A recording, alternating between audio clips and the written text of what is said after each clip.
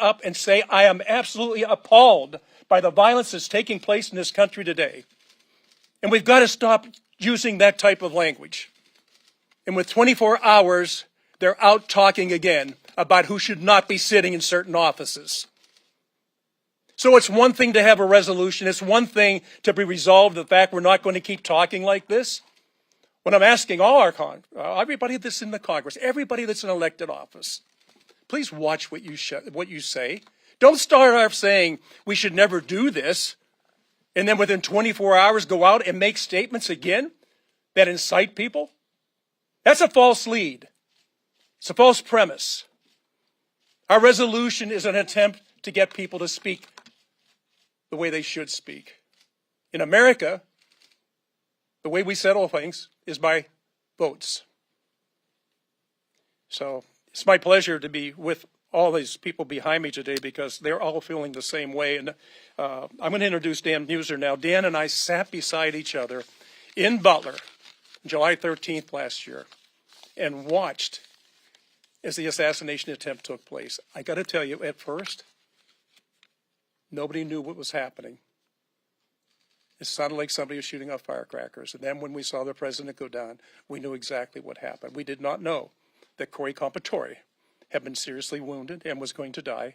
We did not know that two other gentlemen were seriously wounded and are still recovering from those wounds. But today we are making an effort to make sure that we start speaking the right way in America. Mr. Muser. Thank you, Mike. You got it, brother. Appreciate you. Well said, Representative Mike Kelly, my good friend from Pennsylvania. As he stated, I was at Butler on the July 13th, and we were there in October when our president insisted on going back. He asked me, what do you think about me going back? And I said, Mr. President, I advise against it. I was not supportive. I was more concerned about his safety. But his level of courage is, well, boundless. When the president was hit on July 13th, and we all couldn't help but really think the worst.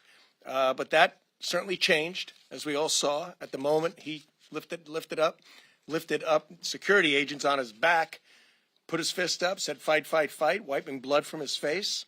And in so doing, he lifted everybody in that arena up, at the rally up. They began the chant of USA, USA. And I think he rose the entire nation up. And I think we saw that on the following November 5th.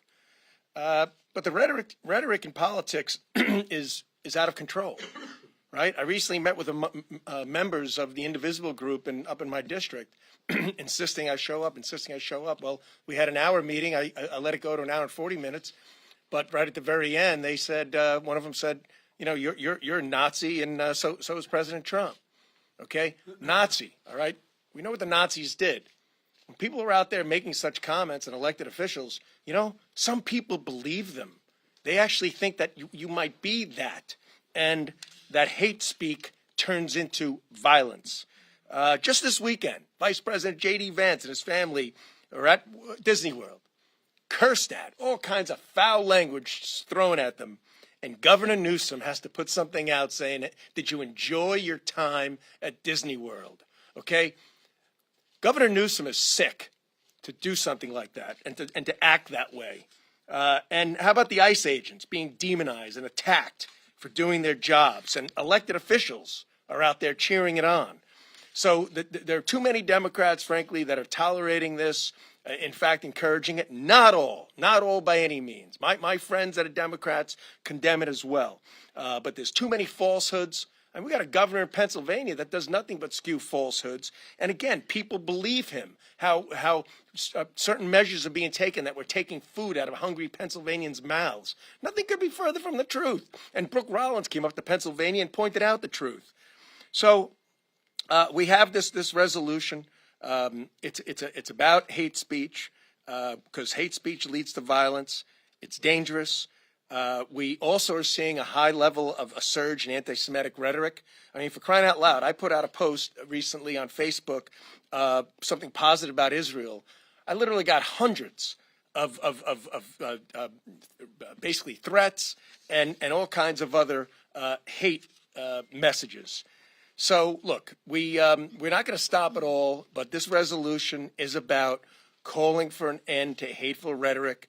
It is about a resolution that solemnly making, answering recognizing the one-year anniversary of the attack on President Donald J. Trump. It honors Corey Comparator, who died shielding his family, and David Dutch and James Comperhaver, who are injured. And it also brings out the governor I just mentioned, Josh Shapiro, and some others that had we had our governor residence attacked. Okay, all of these things need to be condemned, and that's what this resolution is about. And I just applaud my good friend August Pfluger and my great friend Mike Kelly for setting all this up. Thank you very much. Now I have the pleasure of introducing Congresswoman Laurel Lee from the great state of Florida.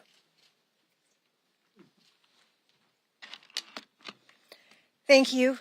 1 year ago, our nation witnessed a horrific act of violence, the attempted assassination of President Donald J. Trump. It was an attack on our president, on the families that were gathered there to hear him speak, and on the institutions that hold our democracy together.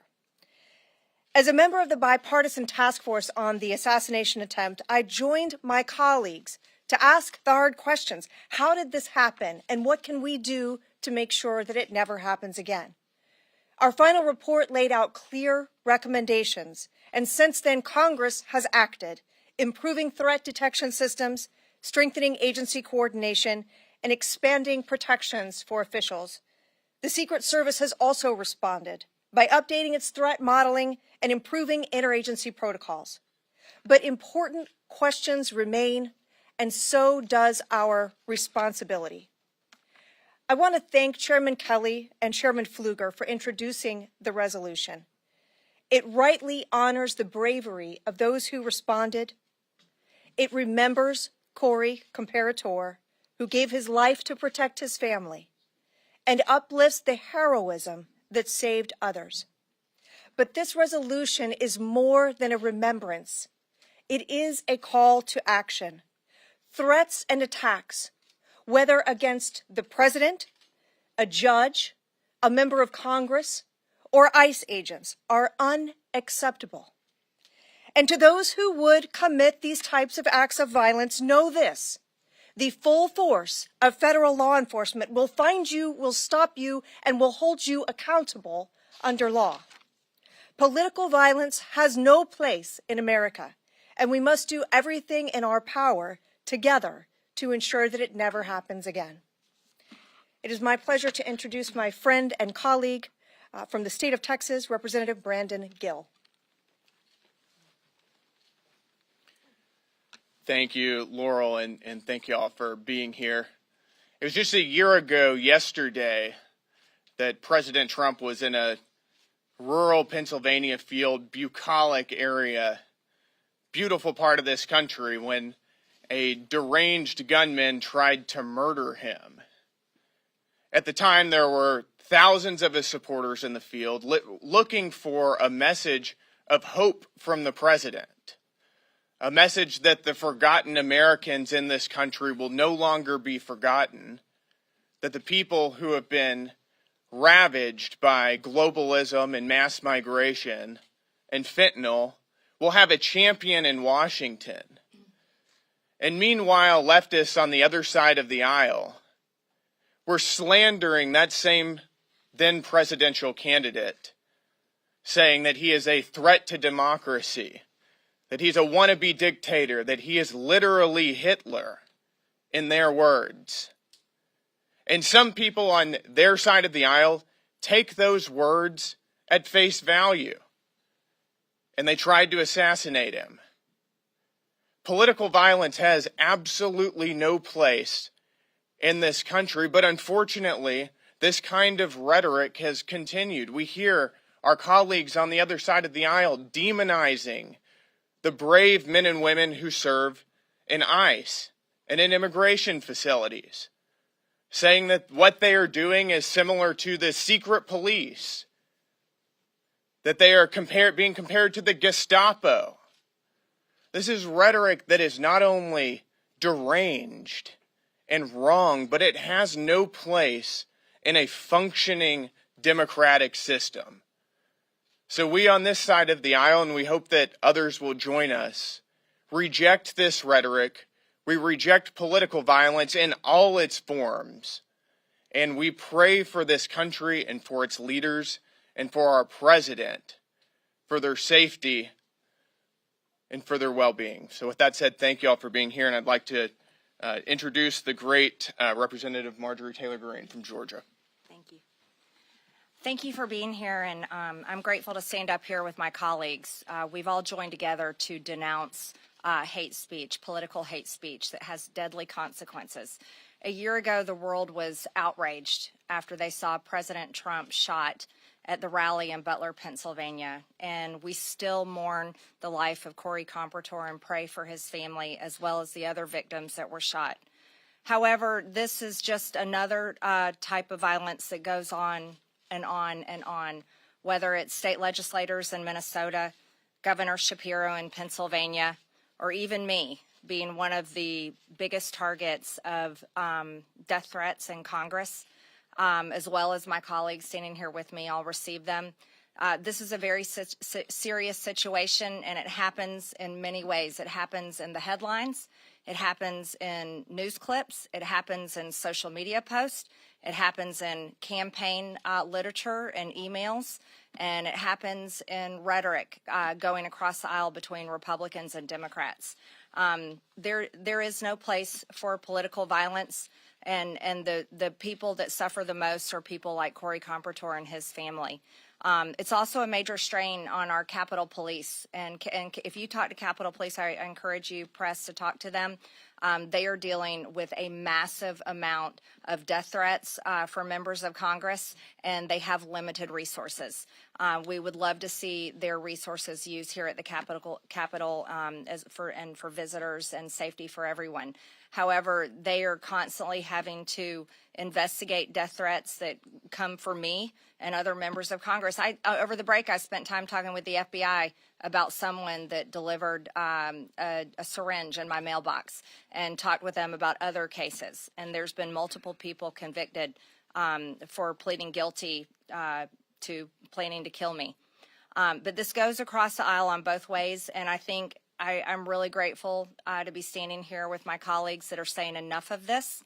And I'd also, I can't go without saying that God saved President Trump's life in Butler, Pennsylvania. God saved him, and he knows it, and he says it frequently all the time, and the American people know it. And we're very grateful for that. So with that, I'd like to introduce my colleague from Georgia, Representative Mike Collins. Thank you, Congresswoman Greene. And you know, it has been 1 year since they tried to kill our president. And I want to take just a quick moment to focus on what I call consequences and make two quick points. You know, the culture of lawlessness and violence, this didn't just start last year.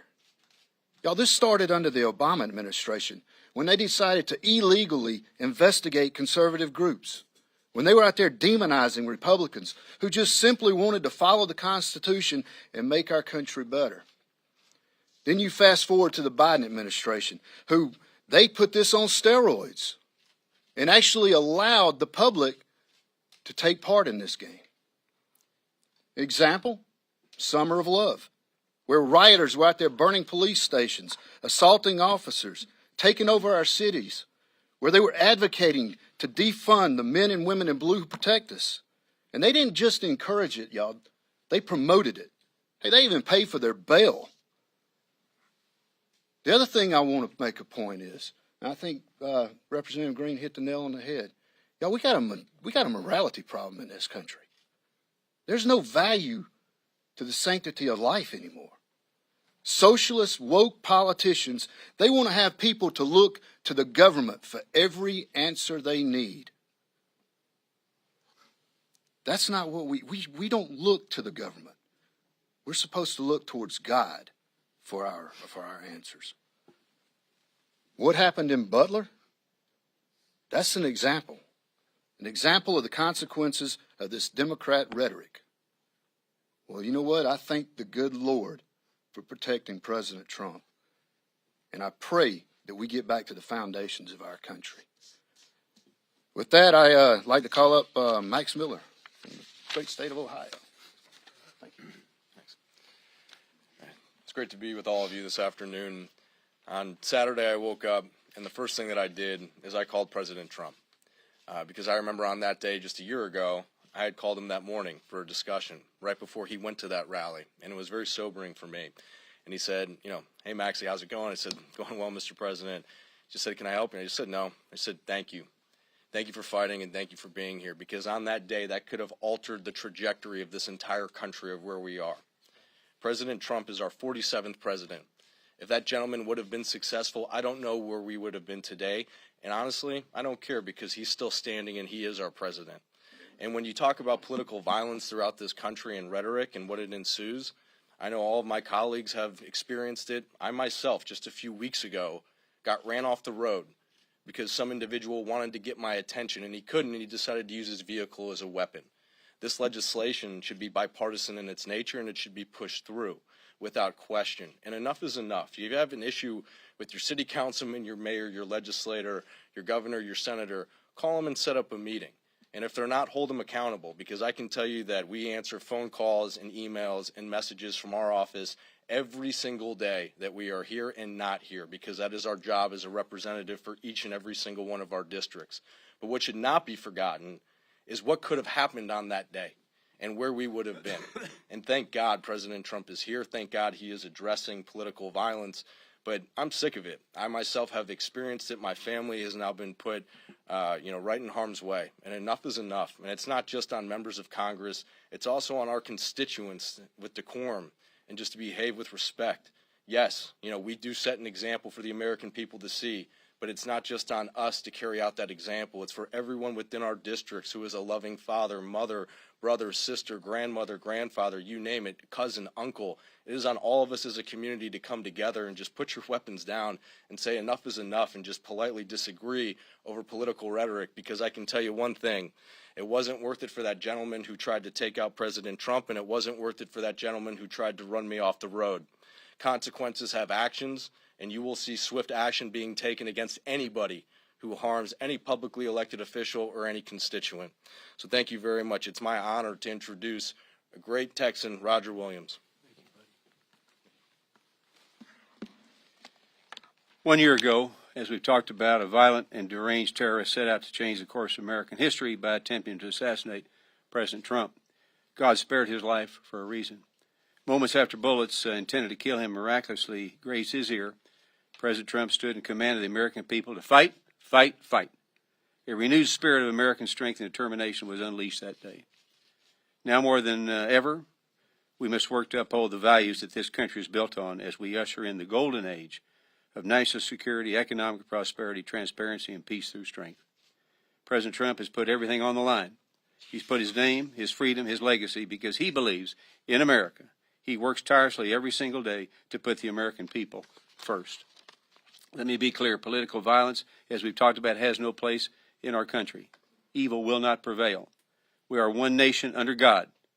And let us honor the victims that fateful day by restoring an American legacy that future generations are proud of. Now, in my lifetime, there's three things that come to mind as I stood up here. I was one of the last people to shake the hands of John Kennedy on November 22nd, 1963, as a 15-year-old. I shook his hand at 10:46 in the morning. At 12:46, he was assassinated. I remember that like it was yesterday. Rhetoric brought that to be.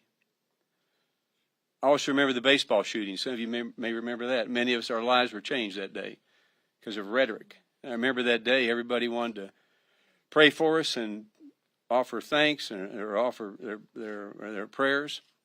But it wasn't 24 hours later, and Mike, you touched on this. 24 hours later, we were back to where enemies were enemies.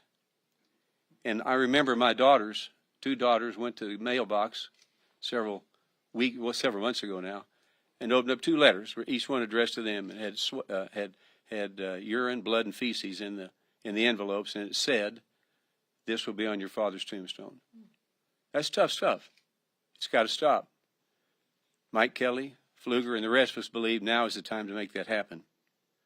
So let's keep America great. Let's again pray for President Trump, pray for his safety, and all my colleagues' safety. In God we trust. Thank you, Mike and August, for having this event today to just remind us all that, you know, despite what happened a year ago to President Trump, and I believe that the Lord spared President Trump's life in that field there in Butler, Pennsylvania, but in spite of that, he remained in the presidential race. He carried on because of his love for our country and the encouragement of the American people.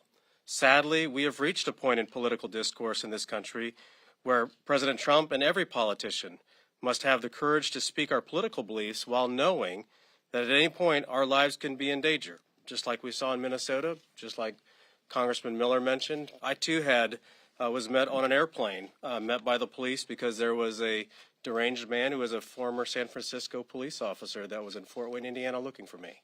And I know that every one of us probably have a story similar to that. And I remember Congressman Kelly back in 2010, during the Tea Party election. Passions were high, but we didn't see the hate speech and the political violence that we see today. We have got to stop it on both sides. In fact, I know every one of us up here would always condemn anybody on our side of the aisle that was performing a political any political violence, any sort of hate speech, because we will not tolerate it from either side of the aisle. And I believe that the left needs to do the same thing, that they need to condemn political violence. They need to condemn hate speech just as much as what we do. But to them, their side continues to behave differently. And heaven forbid that it happens from either side. But we continue to see it coming from the left side of the aisle. But I tell you what, as Americans, we have a great opportunity as we elect our leaders. We need to continue to make sure that we as leaders are responsible in our rhetoric. But I just appreciate President Trump standing up, even though he was almost killed that day, that he continued to fight for Americans and standing for not only our democracy, but for our Constitution and our great republic. So, Mike, thank you for leading this today, and I'll turn it back over to you. Thank you. So you've heard from us. I want to share something with you that has nothing to do with a political entity. I was at a celebration of life with the Comptor family yesterday. Just for a moment, step out of whom you are and think about them. On the morning, Corey, his wife Helen, his two daughters were so excited to be able to travel a short distance to the Butler Farm Show to see President Trump speak. This was Corey's idol. This was Helen's idol. This was the girls' idol. They just couldn't wait to get to Butler to see President Trump. The four of them get in their car. They make their way over. It's like 97 degrees that day, okay? So it's not pleasant. It's a warm day. And what was even warmer was the crowd that was there to greet our president. And what I want you to think about, especially of those of you who've lost somebody, a father, a mother, two daughters, go to an event. It's not supposed to be an event about anger. It's not about an event anything other than they're going to see their favorite president. They actually were not sitting in the seats that they were assigned. There was an opening at the top that they went up to. Shots rang out. Corey Comptor's first reaction was to get his wife and his daughters down so he could be over the top of them. What they didn't realize was that Corey had already been shot. That day is a day that lives in their memories. It's in their sleep. It's in their waking hours. This has nothing to do with politics. This has to do with life. And I think we've become too casual about what life is and what life isn't. If every single life is precious, then we should not be having this discussion today. But I want you to think about that family leaving their home, a volunteer fireman who spent his whole life running to danger to save others, who took his wife and daughters to an event to see somebody who they really liked and they wanted to listen to. 4 people in a car drive to the Butler Farm Showgrounds. That evening, Helen and the two daughters go home. Corey's been killed. Helen has lost her husband. His daughters have lost their father. Forever etched in their memory is that moment, that single moment when those shots rang out. So if you're asking yourself why these things happen, is it because maybe intentionally or unintentionally we stoke those fires? This is not a Republican issue or a Democrat issue. This is an issue actually just about human being to human being. Do we respect life? Do we respect other people? And what is it that we're trying to accomplish? Isn't it amazing that we have to have a resolution in the Congress of the United States to condemn that type of action? What happened to the Comptoirs is horrible. And when I was with Helen yesterday, for her, it's the same day over and over and over again. For Allison and Kaylee, it's the same thing for them over and over and over again. Look, the way we speak, the way we act, the way we insinuate things, that'll continue. We can pass resolution after resolution. We can go to church on Sunday and abhor what's taking place, and we leave that church and we go out and we practice what we just condemned in our churches. I would say that the illness has far deeper roots than we know. We're going to pass this resolution. And we're going to think that in some way we were able to change the way people think and the way people act. I would just ask you all, as you live your lives, think about it. Think about it. Some of these things are said casually. Some of these things are said to get a reaction. The members behind me, the people in our Congress, the people in our homes, expect nothing less than for us to act respectful to each other and always honor life. So with that, I'm going to close. I don't know. So we can take some questions? Okay. Danny and I sat beside each other. By the way, there was another person who, and I think I told you about, Mark Fogel's mother was with me, and she just wanted to meet the president. And when she talked to the president, we were standing together, and she said, "Mr. President, please, please bring my son home. I miss my son. I'm staying alive so I can see him." The president told her, "Ms. Fogel, I get elected, your son will be home." Mark Fogel is now home with his family. I would ask all of us to please, let's honor life in every single way. So if there's questions, please, and we're all open to listen to anything. And if you all want to say anything, I want you to say stuff. I think they were all magnificent in what you said. It is about life. It is about life, and much, much more strongly, this political talk has got to stop. Let's talk about the value of the pieces of legislation, how we value it. If we don't like the legislation, we can solve this with a vote, right? Is there a vote yes or a vote no? It's not that complicated. I don't know why life has become so complicated. So please, anybody that wants to ask a question, please. Yes, ma'am. Thank you for the question. Some members have said that this assassination attempt a year ago kind of shone light on issues with lawmaker safety and have called for more protection for members of Congress as well as for the president. Do you think that there's anything that needs to be done in the immediate future on this, and does that include more funding for member security or anything else like that? Yeah, I think probably all of the above, but I don't care how much funding we put into it. I don't care how much protection we have. There's always going to be a danger. I don't know if any other members want to speak on this, but I don't see that the resolution, it is what we feel in our hearts and what we think needs to be said. And I wish that an overwhelming vote in favor of that resolution would solve the problem. I would hope that it goes deeper than that and it strikes a chord with people. Yeah. So I don't know how much we could fund it. Yes. Yeah. Come on. Yeah, I think it has become an extremely serious issue. I've been swatted dozens of times. My family has been swatted many times themselves individually. I hold some of the highest amount of death threats of members of Congress. And there was a man working in the Voices of America just arrested and will be prosecuted by the Department of Justice for making death threats to me through the studio and Voices of America. And that's just another one on top of countless others. The Capitol Police don't have enough resources, and all of my colleagues here can tell you all of their personal stories of death threats they've dealt with. And I think we do need protection, and we don't have any.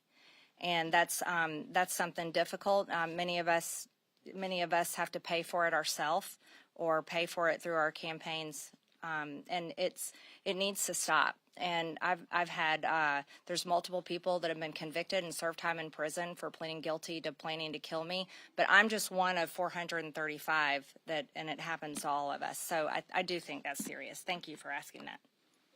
Good.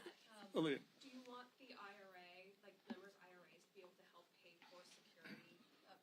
Institutionally, are U.S. Capitol Police, as a sergeant of arms, able to handle this new change of influx of threats? I was just speaking for myself, but many of my colleagues can probably answer this question, especially if they serve on appropriation or leadership. But I don't think they have enough resources right now, and I think they are limited. But I'm sure leadership and discussions will come up with ways to hopefully fund that and fund members of Congress that do need protection. Yep. Yes. What? Well, did you have a second part to your question? Yeah. Just another question more broadly. Sure.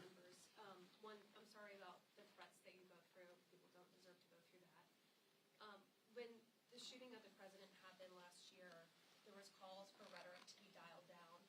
I think that we're in a cycle of partisan politics where threats just seem to keep escalating, and rhetoric might dip down, but then it gets brought back up. And you were saying this is not a Democrat or Republican issue. So I guess one is, condemning, but the other is also a commitment to dialing down the rhetoric. And I was wondering if the members on stage would raise their hands if they're committed to also trying to dial back that rhetoric. Okay. Showing hands. I mean, is everybody in favor? Yeah. I mean, it's. I mean. I'll just say something because obviously I think some of us haven't been here this long, but my freshman year, I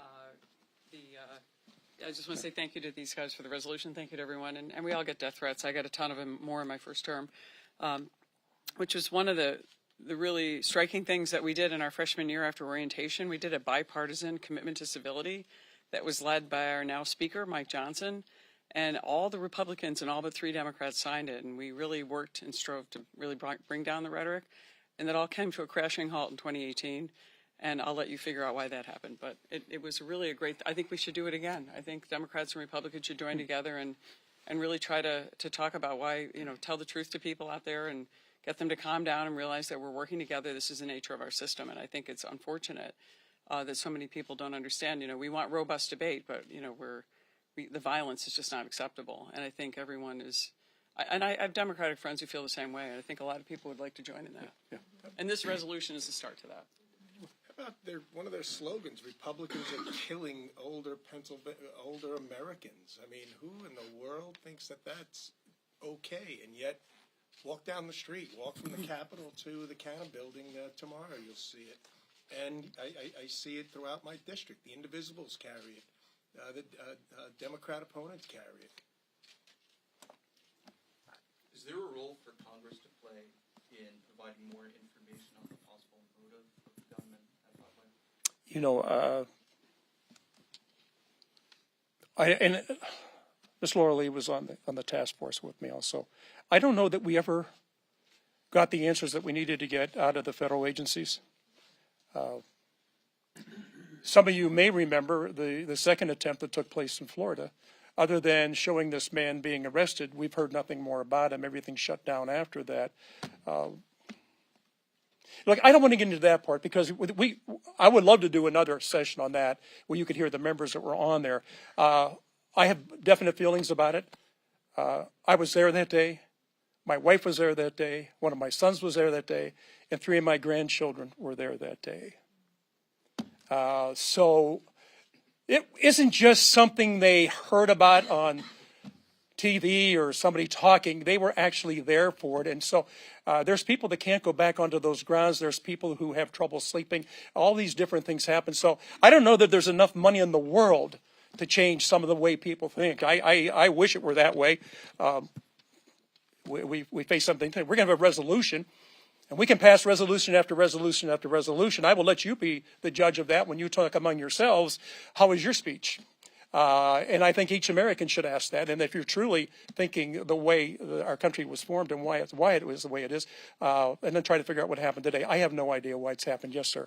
Follow up on that. Senator Yeah. Johnson is saying that the Senate Homeland Security Committee's investigation is being stonewalled by the DOJ and the FBI despite a change in leadership. Do you think those agencies need to be more transparent in getting information to Congress so we can find out why this happened? Yeah, no, I usually don't comment on other members' remarks. I just know that right now we're still doing work. We're not the task force. That was the task force, but we still are individuals who are still concerned about what happened on both sides of the aisle. I think it has to be careful when we start to say, what was this? They don't want to do this. They don't want to do that. We were told that there were certain things they couldn't talk about right now. Okay, right now is a year ago. So I would like to see other things come out. I got to tell you, I have no idea what's going on with Mr. Routh. I have no idea of how these other things happened. We haven't heard. The federal agencies early on really had kind of locked us out of things. Local law enforcement in Butler was very forthcoming of what happened. So we're still waiting for some answers on some things that didn't happen. But today is about the resolution. We could have another discussion about other things else that we think we fell far short of the questions we were asking. Yes, sir. Last question. Okay. Are there any conversations at all about supplemental funding for extra or additional security in the districts, given how many threats y'all have talked about facing and even action and violence back home in the districts? I think there's always going to be conversations about that, but I know for myself and the rest of the members that are with it, I don't know if there's enough money in the world that can address the problems we have with morality today. So it's good to say if we had just had a few more dollars that day, it wouldn't have happened. Really? Really? We keep talking about the problem is a lack of funding. My feeling is that we have a problem with the lack of respect for life in general. And when people do these things, they're acting out on something that while I'm not in that business, I would say there's something wrong with them. But if we encourage it, and what we're talking about with this resolution has nothing to do with a lot of those things, but it does have to do with members of Congress coming together on a resolution condemning what's happening. So hopefully that will have an effect. And thank you all for being here. I think later on we can talk about other things because you have an interesting question. I think Ms. Lee would have answers too to what we didn't get that we thought we were going to get. So listen, thank you all for being here. God bless you all, and God bless the United States of America. Thank you.